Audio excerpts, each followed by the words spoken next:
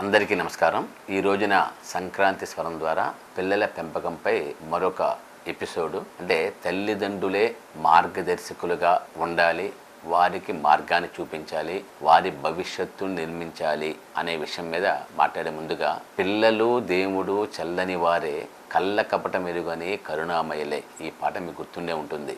ఎటువంటి ద్వేషం, కోపం రాకుండా ఎప్పుడూ నిత్యం సంతోషంగా ఆనందంగా గడిపేటువంటి బాల్యాన్ని మనం కూడా గుర్తు తెచ్చుకుందాం. పిల్లలకు సంబంధించినటువంటి ఇంటి వాతావరణం సక్రమంగా ఉండాలి. పిల్లలు వచ్చినప్పుడు ఇంటిలో టీవీల ద్వారా ఒక వాతావరణం కల్పిస్తే అదే వాతావరణానికి పిల్లలు అలవాటు పడతారు.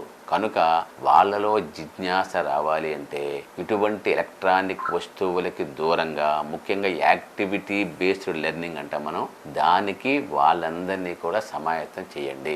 ప్రశ్నించే గుణాన్ని ప్రోత్సహించండి, ప్రతిదాన్ని ప్రశ్నించమని చెప్పండి, సమాధానం వచ్చే వరకు రాబట్టమని చెప్పండి.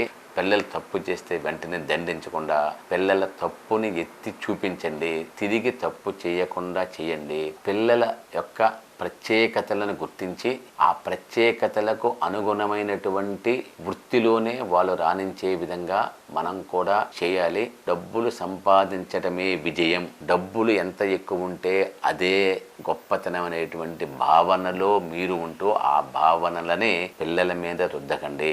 ఎందుకంటే చరిత్రలో గొప్ప వ్యక్తులు ఎవరు అంటే మహాత్మా గాంధీ, అరవింద్ ఘోష్, వివేకానందుడు, ఇటువంటి వ్యక్తులు ఎవ్వరికీ కూడా డబ్బులు లేవు. కాబట్టి గొప్పతనానికి, గొప్ప వ్యక్తులకి, సద్గురులకి డబ్బుతో పని లేదు.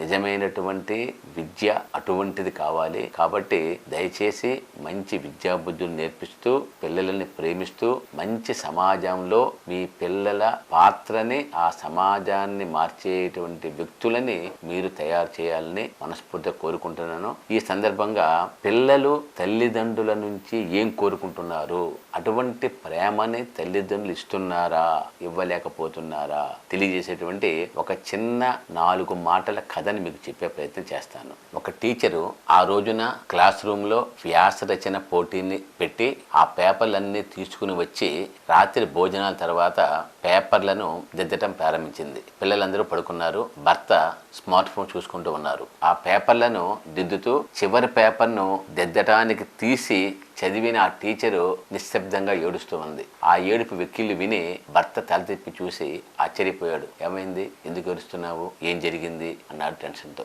నిన్న నా 2nd క్లాస్ విద్యార్థులకు హోంవర్క్ ఇచ్చాను, మీరు ఏం కావాలనుకుంటున్నారు అనే అంశంపై ఏదైనా రాసుకురమ్మని చెప్పాను. అయితే ఈ చివరి పేపర్ దిద్దుదామని చదువుతుంటే ఏడుపుని ఆపుకోవటం నా తరం కావటం లేదు. ఎందుకని, ఏమైంది, ఏం రాశాడు అని అడిగాడు. హెడ్డింగ్ ఇలా పెట్టాడు ఆ బాబు, నేను స్మార్ట్ ఫోన్ అవ్వాలని నా కోరిక. అమ్మా నాన్నలు స్మార్ట్ ఫోన్ను చాలా ప్రేమిస్తారు, చాలా కేర్గా శ్రద్ధగా చూసుకుంటారు.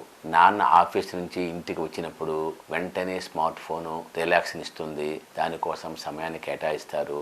నా కోసం, నాతో ఆడుకోవడానికి మా నాన్నకు సమయం లేదు. అమ్మా నాన్నలు ముఖ్యమైన పనుల్లో ఉన్నప్పుడు స్మార్ట్ ఫోన్ రింగ్ అవుతుంటే 1-2 రింగులు వచ్చేలోపు ఫోన్ చేతులు తీసుకొని జవాబిస్తారు. కానీ నేను ఎన్నిసార్లు పిలిచినా వాళ్ళు నాతో పలకటానికి సమయం లేదు. వాళ్ళు స్మార్ట్ ఫోన్తోనే గడుపుతూ ఉంటారు. వాళ్ళు నాకన్నా స్మార్ట్ ఫోన్తోనే ఎక్కువ ఆడుకోవడానికి ఇష్టపడతారు. ఒకవేళ నాతో మాట్లాడుతున్నప్పుడు రింగు వచ్చినా సరే నన్ను ఆపి ఆ ఫోన్కి జవాబిస్తారు. అమ్మా నాన్నలు స్మార్ట్ ఫోన్ని కేర్గా చూసుకుంటారు, తనతోనే ఉంచుకుంటారు. చివరికి నిద్రపోతున్నప్పుడు కూడా తమ పక్కనే ఉంచుకుంటారు. దాన్ని చివరికి పని వాళ్ళకు కూడా అప్పగించరు. నేను ఒకరోజు మాట్లాడకపోయినా బాధపడరు, కానీ స్మార్ట్ ఫోన్ 1 గంట పని చేయకపోతే చాలా కంగారు పడతారు, హడావుడి చేస్తారు. కాబట్టి నా కోరిక ఏమిటంటే, నేను అమ్మా నాన్న చేతిలో ఉండే స్మార్ట్ ఫోన్ కావాలనుకుంటున్నాను. భార్య చదువుతుంటే విన్న భర్తకు మనసంతా పిండేసినట్టయింది. అతని కళ్ళల్లో కూడా కొంచెం తడి. ఎవరు రాశారు అడిగాడు భార్యను. మన కొడుకు అంది భార్య కన్నీరు కారుతుండగా. వస్తువులను ఉపయోగించుకోవాలి, బంధాలను ప్రేమించాలి. కానీ మనం వ్యక్తులను వాడుకుంటున్నాం, వస్తువులను ప్రేమిస్తున్నాం. దీని నుంచి బయటపడి మన యొక్క మానవ సంబంధాలను పెంచుకోవటం, నిజమైనటువంటి ప్రేమను వ్యక్తం చేయటం జరగాలి. ఇది నిజంగా జరిగిన కథ. కాబట్టి ఇలాంటి కథలో తల్లిదండ్రులు మీరు కాకండి. దయచేసి ప్రతి ఒక్కరు ఆలోచించండి. మీ గుండెను తాగితే మరికొన్ని గుండెలకు చేర్చండి, కొంతమంది అయినా మారే అవకాశం కల్పించండి అంటూ వాట్సాప్లో వచ్చినటువంటి చిన్న కథను మీకు చదివాను. ఇది హృదయాన్ని కదిలించే కథ. దయచేసి ఆ తల్లిదండ్రులు మీరు కాకుండా ఉండాలని, పిల్లలని ప్రేమతో పెంచాలని మనస్ఫూర్తిగా కోరుకుంటున్నాను.